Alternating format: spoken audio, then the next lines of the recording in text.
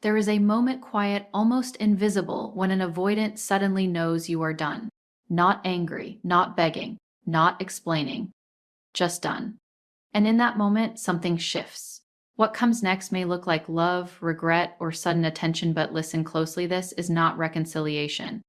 This is the final test of your freedom. Now listen carefully. When an avoidant realizes you are no longer available to the push and pull, they do not grieve the relationship first. They grieve the loss of control. And that is where their dirtiest final move is revealed. Not because they are evil, but because they are terrified. Terrified of being seen.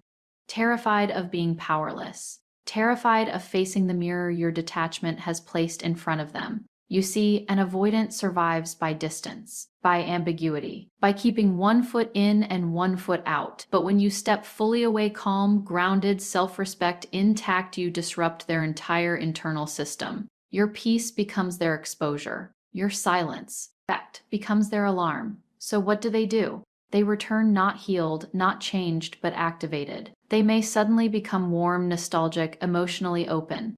They may confess feelings they never had the courage to hold before. Or they may provoke you, create drama, confusion, guilt, anything to pull you back into reaction. Because reaction means access, and access means they still matter. This is the dirtiest part, not the behavior itself, but the intention behind it. It is not about love. It is about restoring equilibrium inside their fear-based nervous system. You walking away tells them, I no longer need you to regulate my worth. And that message shakes the foundation of everything they avoid facing. But here is the divine wisdom you must hold. If someone only shows up when you detach, they are responding to loss, not love. If someone respects you only when you withdraw, they were never honoring you when you stayed. This final move is not a sign to go back. It is confirmation that you were, in fact, right to leave. And here is where your transformation is sealed. You do not explain. You do not defend. You do not prove your growth. You let consistency speak. You let boundaries preach. You let peace testify. Because the highest form of power is not confrontation, it is non-participation. When you no longer chase, argue, or collapse emotionally, you step into alignment. And alignment is dangerous to anyone who survives on avoidance. Your grounded presence demands truth without saying a word. Understand this deeply. Their last move is about them trying to escape themselves. Your final step is about finally choosing yourself. And when you choose yourself, not in bitterness, not in revenge, but in clarity, you close the door energetically. Not with anger, with certainty. That certainty is what frees you. That certainty is what heals you. That certainty is what ensures you never mistake intensity for intimacy again. Let them reveal whatever they need to reveal. You are no longer the audience. Fact. See, you are the one who walked away whole. When an avoidant realizes you are truly done, control becomes their final currency, because control has always been their substitute for safety. Not love, not intimacy, control. For an avoidant, closeness feels like exposure, and exposure feels like danger. So they learn early, often unconsciously, that the safest way to stay connected is to stay in charge of the distance. They decide when to come close. They decide when to pull away. They decide how much emotion is allowed, how much truth can be spoken, and how much of you gets access to them. Control is not a preference for them, it is a survival strategy. As long as you are emotionally available, explaining yourself, waiting, hoping, adjusting, they feel regulated. They may look indifferent on the outside, but internally they are calm because the power dynamic is intact. You are still oriented toward them. You are still reachable. You are still proving that they matter.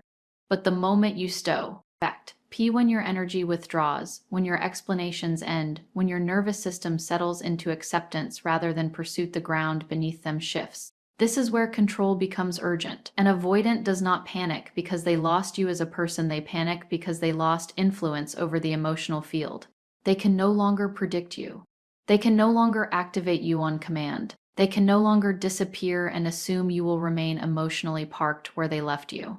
Your completion disrupts the role they unconsciously assigned you. The stabilizer, the emotional anchor, the one who absorbs uncertainty so they don't have to. So they reach for control in subtler, more sophisticated ways. Sometimes it looks like sudden vulnerability. Words you begged for arrive effortlessly. Accountability appears out of nowhere. They remember memories, inside jokes, moments that once seemed insignificant to them but now become tools.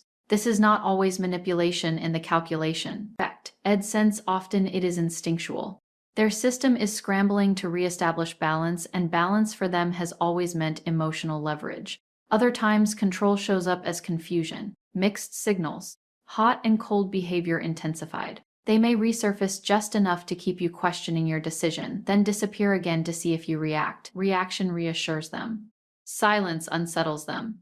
Because silence means you are no longer participating in the old dance. What is important to understand here is this. Control is not about dominance, it is about avoiding vulnerability. If they can keep you emotionally engaged, even negatively, they don't have to face the deeper truth that someone could leave without needing closure, drama, or permission.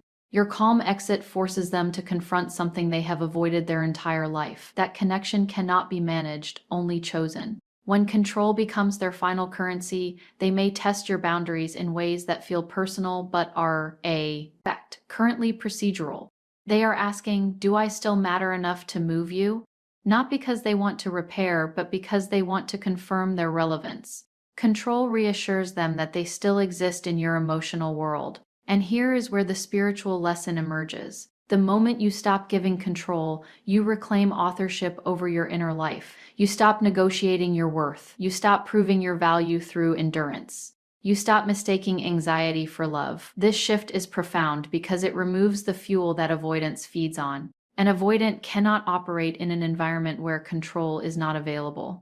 Mutuality requires presence. Presence requires courage, and courage is what avoidance was built to escape. Your stillness becomes confrontational not because you are attacking, but because you are no longer collapsing. Your groundedness says, I will not contort myself to be chosen. That message dismantles control more effectively than any argument ever could.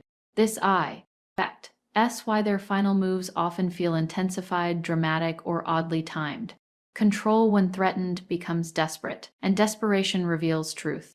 It reveals that what they were protecting was never strength, it was fear. Fear of dependency, fear of accountability, fear of being fully known and still possibly left. You walking away with dignity does not punish them, it educates them. It teaches them what no conversation ever could, that love cannot be sustained through distance management, emotional scarcity, or power imbalance. And whether they learn from that lesson is no longer your responsibility. Because once control is no longer the currency, peace becomes the profit. The last move is rarely loud, it is subtle, strategic, and emotionally confusing, because avoidance does not thrive in chaos, it thrives in ambiguity. Loud endings create finality, and finality demands acceptance. An avoidant resists finality at all costs. So instead of dramatic confrontations or clear goodbyes, fact. Final move is often wrapped in softness, uncertainty, and just enough emotional access to keep the door energetically open.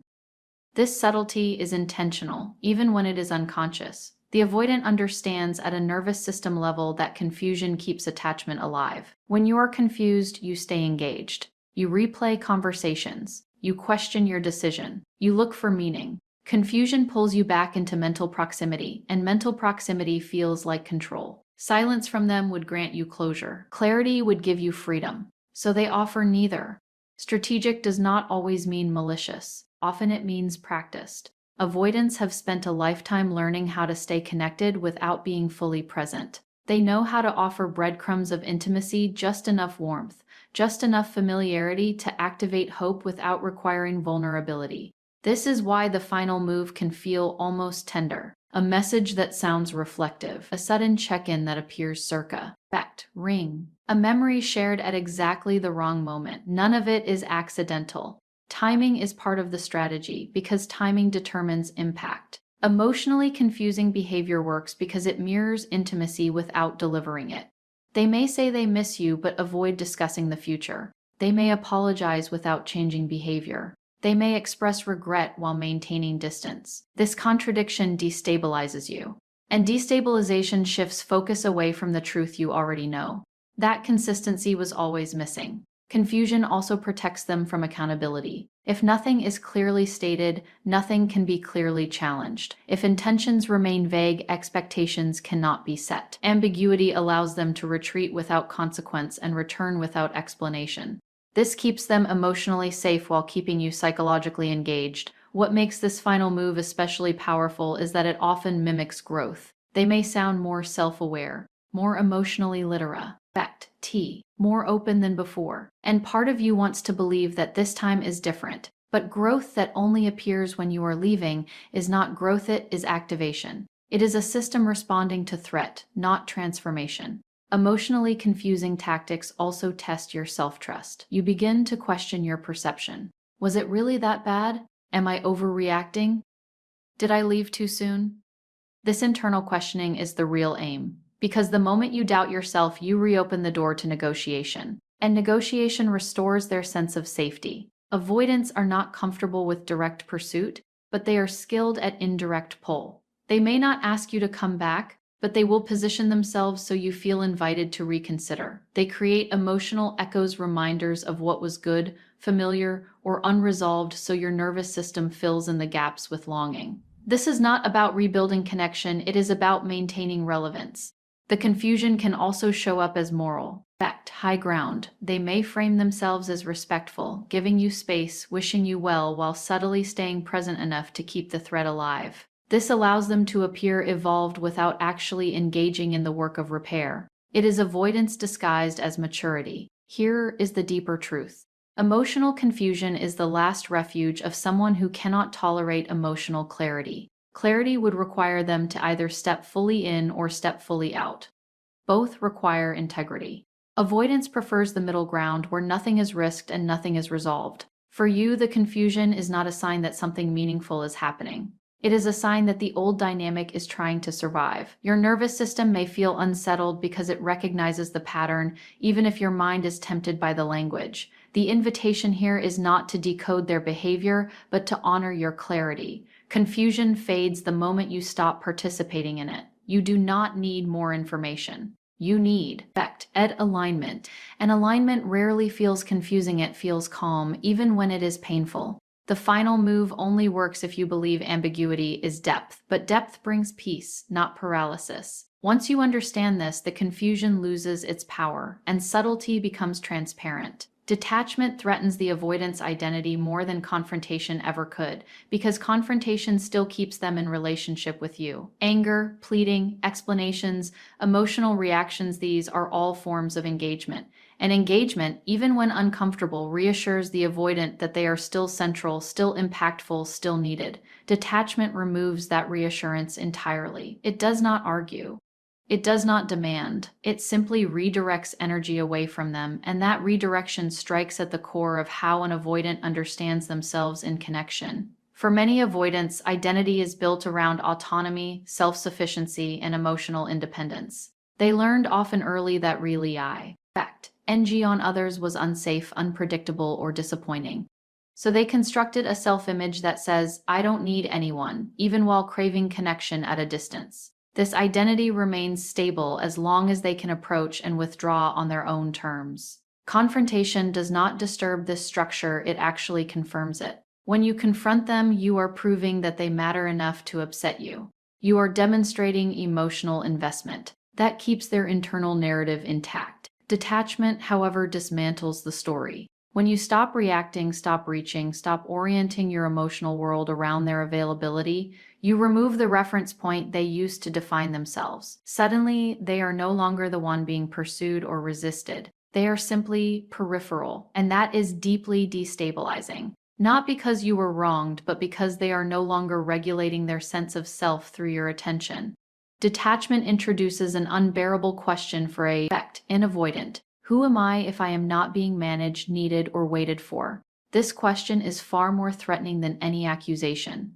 Accusations can be dismissed. Detachment cannot. It quietly asserts that life continues without their participation. This is why confrontation often leads to defensiveness or withdrawal, but detachment leads to activation. Activation can look like sudden engagement, emotional gestures, or attempts to reinsert themselves into your awareness. Not because they are ready for intimacy, but because their identity is scrambling to re-anchor itself. They are used to defining themselves in opposition to closeness being the one who controls the distance. When you remove yourself from that dynamic, there is no distance to control. Detachment also forces them to face something they have long avoided: accountability without negotiation. When you confront someone, there is room for explanation, justification, reframing. Detachment offers none of that. It is not a debate. In fact, it is a decision. And decisions remove the avoidant's favorite defense: ambiguity. Identity disruption is not comfortable. It produces anxiety, restlessness, and sometimes sudden self-reflection. But self-reflection born from threat is not the same as growth born from willingness. This is why detachment can provoke dramatic but temporary shifts. They may appear changed, introspective, even remorseful. But unless that identity restructuring is internally chosen, it collapses once the threat of losing you fades. For you, detachment is not about punishment. It is about integrity. It is the moment you stop outsourcing your sense of self to someone else's capacity to show up. When you detach, you stop performing emotional labor to maintain equilibrium. You reclaim your nervous system, and this reclamation exposes how much of the relationship was held together by your effort. The avoidant feels this loss acutely because your presence was not just companionship, it was regulation. You absorb uncertainty. You tolerated inconsistency. You stayed emotionally available in the absence of emotional safety. Detachment removes that buffer. Suddenly, they must sit with themselves. And sitting with themselves is what they have spent a lifetime avoiding. This is why detachment often produces stronger reactions than anger ever did. Anger still invites engagement. Detachment ends the conversation energetically. It says, I am no longer negotiating my worth. And that message does not attack them, it simply exits the system they depended on. What threatens their identity is not that you are upset, it is that you are free. Their final tactic exposes unresolved wounds, not your worth, because what surfaces at the end of an avoidant dynamic is never about your value, it is about their unfinished inner work. When someone reaches for tactics instead of truth, it is a signal that they are protecting pain they do not yet know how to face. The behaviors that emerge in the final stage are not revelations about you, they are disclosures about them. Avoidant strategies are built on adaptation. Long before you entered the picture, they learned how to survive emotional closeness without fully participating in it. They learned how to deflect, minimize, intellectualize, or withdraw when emotions became too intense. These patterns did not begin with you, and they do not end with you. What changes at the end is not the pattern itself, but its visibility.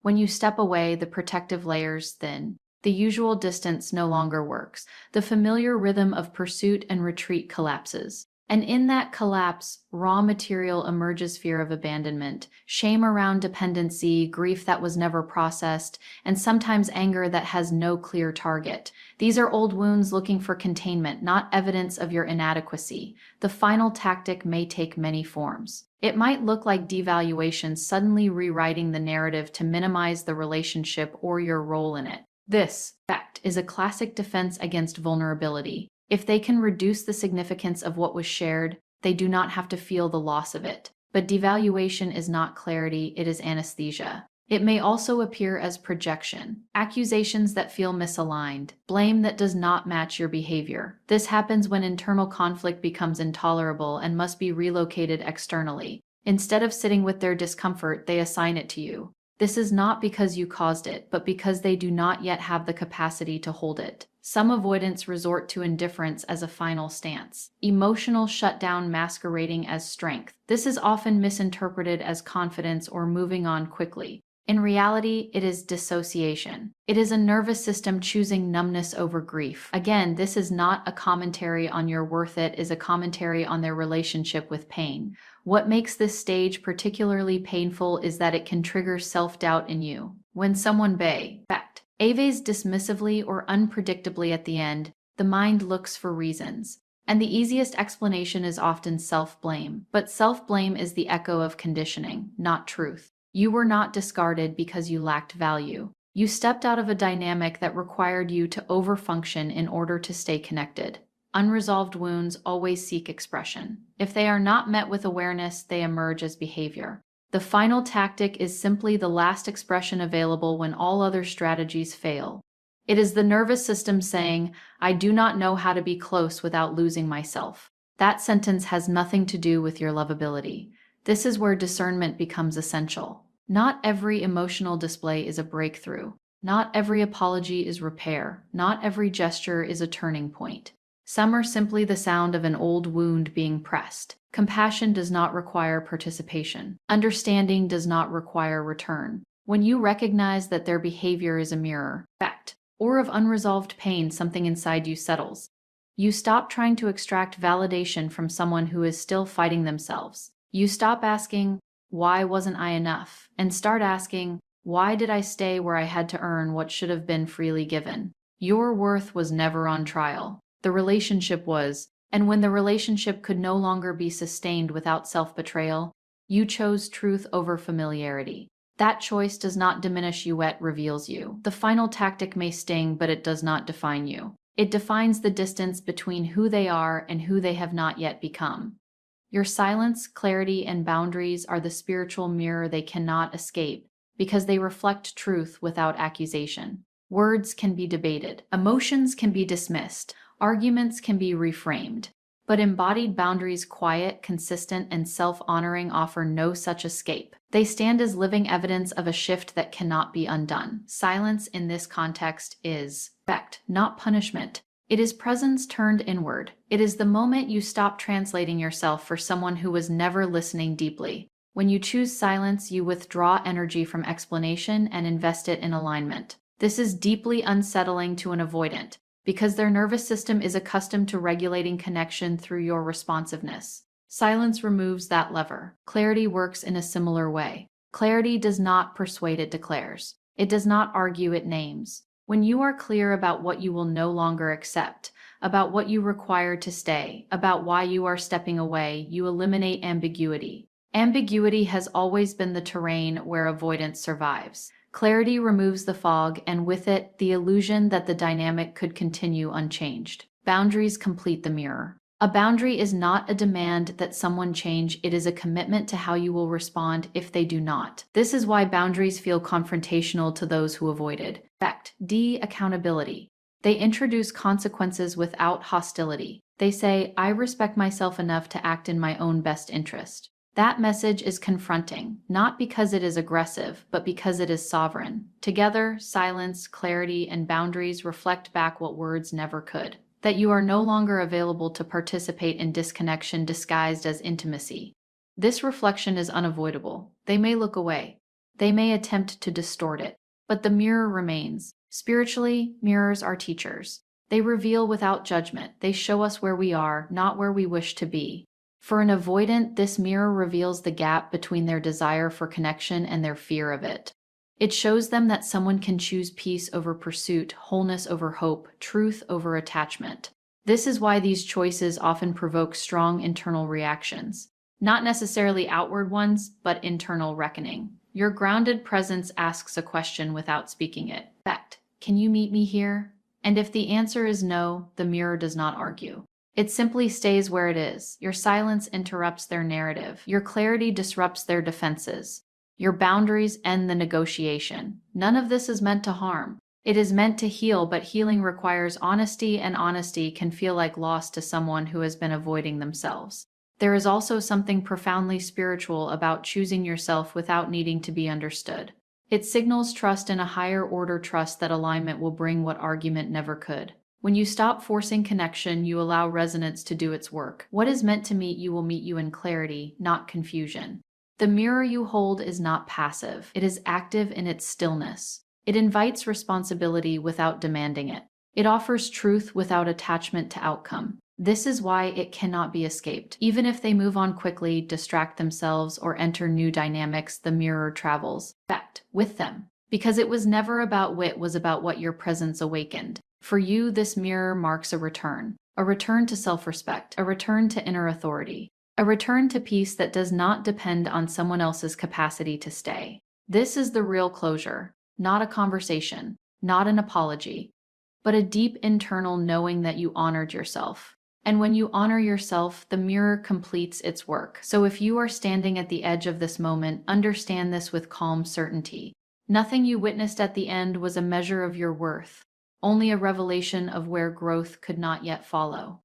You did not lose love, you outgrew a dynamic that required you to abandon yourself to stay. Walk forward without bitterness, without doubt, and without looking back. because the peace you now carry is the confirmation you were always meant to choose yourself. Thank you for allowing this message to meet you where you are, for honoring your own awakening, and for having the courage to listen deeply. Go gently, stay grounded, and trust what your clarity has already shown you.